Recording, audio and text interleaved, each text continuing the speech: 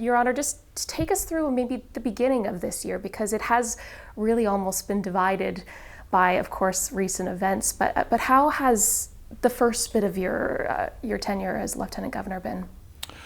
Well, actually, it started out very, very busy and very interesting because of how busy it was. But we were really enjoying it, quite frankly. We were enjoying it, and then, of course, COVID hit us like everybody else, and it really slowed things down. So what have you and your office been up to over the past, I guess, 4 months when everything sort of changed? Well, I still have my constitutional responsibilities to look after. That means really working with government to make sure that their work gets done.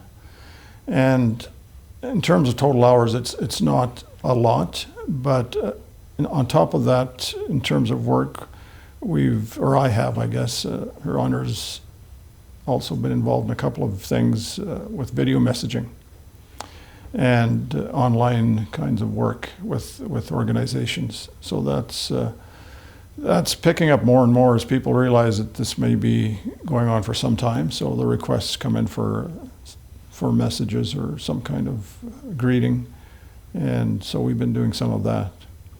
That's on the work side. And I've also hosted a teleconference with my counterparts across the country, just to check in to see how things are going across the country with all the offices. And yeah, besides that, on a personal level, we've got into a more of a routine for ourselves as far as our own activities, personal activities. So we've managed. Yeah, we've managed. Where have you been spending the most of your time, I guess, in the last little bit in, well, almost quarantine at the very beginning, I guess, and then moving forward? Well, yeah, it's like I was describing, the work things that have been involved in, those continue. We've got a couple more messages to do here in the next week or so. But on the personal side, we are very active, always have been. And that's one thing about coming into this office last year. The schedule isn't a schedule in the sense that events that we're invited to can happen during the day, in the evening, on weekends. It was interesting because a friend of mine asked me if we get weekends off. And I said, really, weekends don't really mean anything to us because the requests for events came in at different times. So COVID actually forced us to develop our own personal schedule that was a little more routine, and a lot of that revolves around our activity, our personal activity, physical activity that we've maintained over the years. I mean, it's just that this gave us an opportunity to establish more of a routine.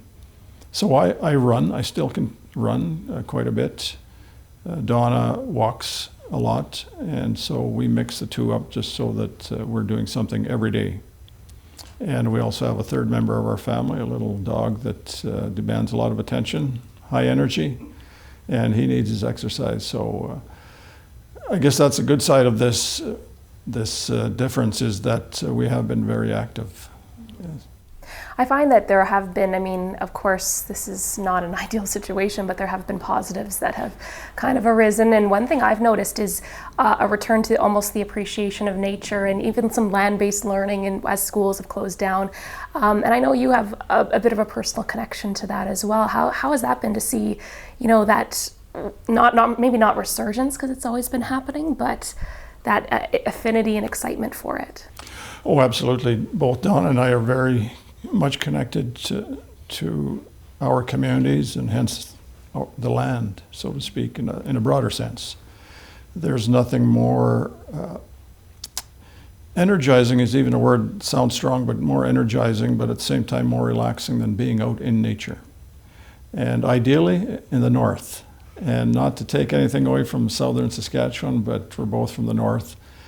And although our travels to the north have been very limited, we just returned actually from our longest break up there last week, and there's just nothing better than being out in the wild, whether it's hiking, walking, running that I do. We have a boat, getting out on the lake, and all those activities are really very connected to nature, and certainly you say it's very peaceful as well to be out on the water or down a trail in the bush and just stand there and take it all in. It's just very therapeutic, if you will, if I can use that word. Now here in Regina, we a lot of our activity is really focused around the lakes downtown, and it really is a gem when you look around the south and the communities. To have something like this in the middle of Regina is really quite special. Certainly it gets busy, so you have to contend with other people using it, but that's good to see as well. People getting out, being active. And so that's something we do. We often go, for a drive out into the valley and experience different trails there. A favorite of ours is Wascana Trails to the northwest of the city for both hiking and running. Challenging, but again, a real gem in the middle of the prairie that we take advantage of because it's so close. And that can get busy as well, but there's places on the trail you feel like you're by yourself. Yeah, it's a little window back. For sure. So, there's a lot of things and places around Saskatchewan that I think, people, if they open their eyes, and maybe they have because of what's going on now, to the beauty that really exists here in the province, in every corner of the province. Different, but that's a good thing as well, right? Mm-hmm. It is almost a rare opportunity to adventure in our own backyards that sometimes you could even take for granted from all these other places that you want to go. So this summer I know many people are probably trying to think of things to do and ways to still capture a vacation sort of atmosphere, and I guess you can do it right here. Well, it's unfortunate that we have to be forced to think about our own backyard, right? It's we always seem to be in a rush to go somewhere else in the country or the world for that matter. And we've experienced the entire country because of my career in the RCMP, right from Newfoundland to British Columbia. And there's many beautiful places that have yet to be explored by us, I'm saying personally. And when we go on a holiday, we think first of Canada. But now, of course, with COVID, we kind of narrow that down. And we don't have any problem at all talking about where else in Saskatchewan can we go explore or enjoy. So it's an opportunity, I think, for people to really open their eyes to what we have here in the province. Absolutely. So, clearly this is not the year that you probably expected for your first year in office, but looking back at it as a whole, what is your takeaway and your impressions? Have you learned from what's been going on, that sort of thing? Well, absolutely. It's, as I was saying earlier, it started out very busy. And in about 8 months, I guess, we were to about 230 events in different parts of the province, meeting people, hearing about their experiences, hearing about what they're doing in their communities. And as far as takeaways, it's something that I realized before in terms of the people of Saskatchewan, but really by our work has been reinforced. And that is, the strength of people, the resiliency of people, the ingenuity, the willingness to share. And we've experienced all that through this office, but like I say, it really just reinforced what I knew before about Saskatchewan and its people. And its diversity as well. It just, we talked about, the diversity of the landscape and what that has to offer. We have such a diversity of people, rich in history, rich in culture, right from the first peoples of the land to newcomers. It's quite amazing when you start to think about that and how that creates such a diverse but also a strong province. And so the work has really reinforced that. I keep going back to that word, but it's, again, it's an opportunity, I think, for people to look inward and say, what makes Saskatchewan what it is today, and there's a lot of things here to appreciate. Did you find that in your first year, your background maybe with the RCMP and the life skills that you brought to this position have helped you or have given you kind of a Oh, absolutely. The level I reached in the RCMP did give us an opportunity to work with government leaders and others at higher levels in terms of government and organizations. It also put us out in the public more than the average member might be because of the work and the level that I was occupying. This, though, is another level, and that took some adjustment, being out in the public eye, going to events where, you know, the formality is always there. So a little bit different, but certainly my career in the RCMP did prepare me for different facets of that, you know, being out in public, some of the formal kinds of traditions that the RCMP has, although they're not the same with this position. It's still tradition based on a lot of history. And so it was a bit of a stepping stone for sure, yeah. And you bring a very special aspect to this role as well, because, I mean, at those events, you speak fluent Cree, and so you've been able to, you know, share that and actually speak at these events. How has that been? How's the reception been? The reception has been tremendous, quite frankly. And, you know, I go back to my installation last September, which was delayed because of how quickly we were required to start the job. And taking some of who I am into that installation, which has never been the case before.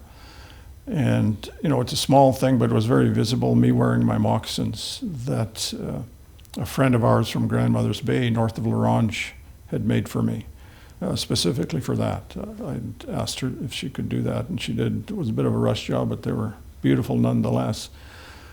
But also being able to share some words in Cree in the legislature. I do know that there have been previous MLAs who have spoken the language in the House, but for me, with this position, it was pretty special. And to carry that from, you know, I guess the reception I received there reinforced in me that willingness or desire to share more of that across the province. And so for the first time, I think, at least in Saskatchewan, the Lieutenant Governor brought greetings from the Queen, you know, in the Cree language, and that was a first. So I've continued that, not every time, but certainly I've, I guess, added that to this office, and the reception has been very positive. Even to the extent that people say, you know what, I didn't understand a word you said, but it sounded beautiful nonetheless. So they're just appreciating, I guess, my willingness to share my language. Absolutely. All right. So looking forward, year two, what do you expect or hope from this next year to come? Well, more of the same. Hopefully, not the COVID same, but, you know, what we started. We were on a, you know, really gained some momentum in terms of what we were doing, and so there's some organizations that more recently that we didn't get a chance to interact with or to meet, and looking forward to filling those gaps or going back to them and saying, you know, we want to be there to support you. So we're looking forward to that, getting back to some kind of normalcy, whatever that is. I mean, there's a lot of discussion around that word, and certainly we don't know what that will look like for sure. But getting back out to communities, to organizations, is what we're really looking forward to. The one thing we did miss this year that I didn't mention was the opportunity to meet with Her Majesty, and that was scheduled for May, and obviously that didn't happen. And so we're hoping that that happens within the next year. It's, you know, being the Queen's representative here in Saskatchewan, I think it's appropriate to be able to actually meet her and get some thoughts from her and actually say, yes, you know, we had that conversation and bring that back. So yeah, some more of that kind of work to continue on.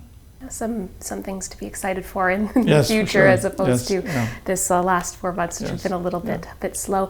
Well, before we let you go, is there any final thoughts or final words for Saskatchewan that you'd like to say? Well, I think, you know, I'm repeating myself a little bit, but certainly, you know, we've demonstrated as a province, as a people, collectively, how we're able to face these challenges and come out of it doing quite well.